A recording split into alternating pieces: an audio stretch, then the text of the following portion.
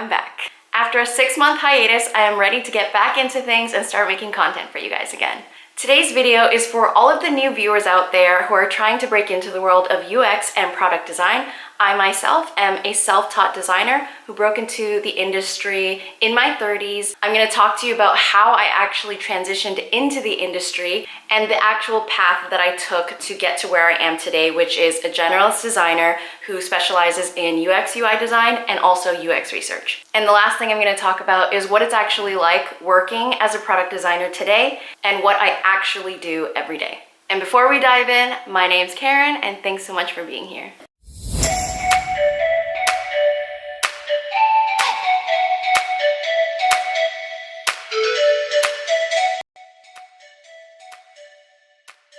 When explaining this to people, I always use the same analogy. And I know this analogy works because it's the same one that I used on my immigrant Chinese mother who doesn't understand a lot about the tech world. So here's the analogy. Think about a house that is undergoing construction, except instead of a house, it is a website or an app.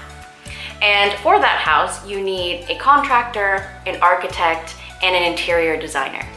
The contractor is actually the web developer. They are the people who do the heavy lifting to make the vision come to life. The interior designer, on the other hand, aka the UI designer, is the person who is responsible for making the house or the website beautiful, look nice. They think about the colors, where things go. They think about the aesthetics and the visuals. Now the architect, on the other hand, which is us, the UX or product designers, we are the ones responsible for deciding what goes where and why it goes there. So in summary, UX designers are the architects of the web app tech world. So my transition from a person who knew next to nothing about user experience to a person who got hired full-time as an associate product designer took about 1 year. So when I was 30 years old, it was the height of the pandemic. Everyone was losing their jobs, including me. I had lost the job that I had previously in an unrelated field, and I didn't know what to do. I took as many free resources and online courses as I could because since I had lost my job, the last thing I wanted to do was to spend $6,000 to $8,000 on a boot camp. I thought it was a huge waste of money and I would have rather saved that money for myself if shit really hit the fan and I ran out of EI money. So I had to become a self-taught designer. I actually found a lot of free resources, which I will link down below and pop up somewhere on the screen. I don't know where, but you can click on it because I have made videos on this topic before. After a couple of months of learning on my own, the Google course became available, so I took it, and that's when I started making my YouTube channel to document my entire transition story. So if you really want to know everything about what's gone on in my life in the product design world, definitely check out the rest of the videos on my channel. I signed up for the Google course, I started taking it. I think I took it for about 3 months or 4 months. I got about 3/4 through the program, and then I actually quit because I landed my first internship. And although quite rare, this was a 3-month paid internship with opportunities to extend into an apprenticeship. And of course, because I'm awesome, I got selected as an apprentice, and then I did get hired by this company as an associate product designer. Yay!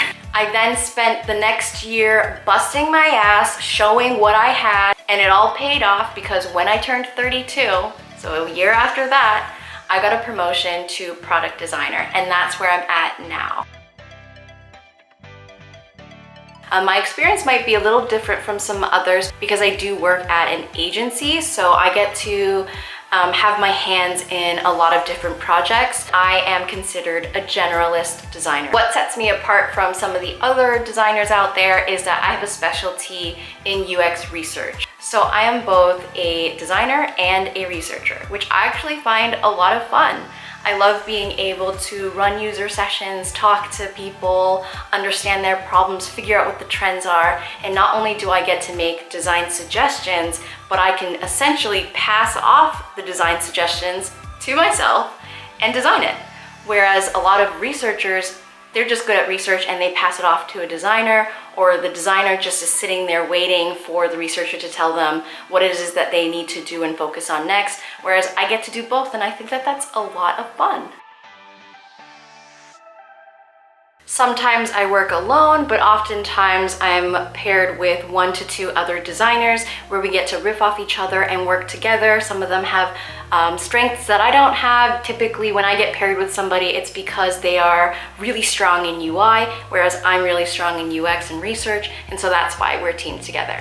And usually we work in tandem with the engineer team for the client, and so we present designs, they tell us if it's good or not, what works, what doesn't work. They give us feedback on the ideas, on what their restrictions and boundaries really are, and then we fix that and pass it back. So that's kind of how things work. Thanks so much for joining me today. If you liked what you saw, please comment, subscribe, share the video. I'm a big fan of networking, so feel free to add me on LinkedIn. The link's down below. All right, I'll see you next time. Bye.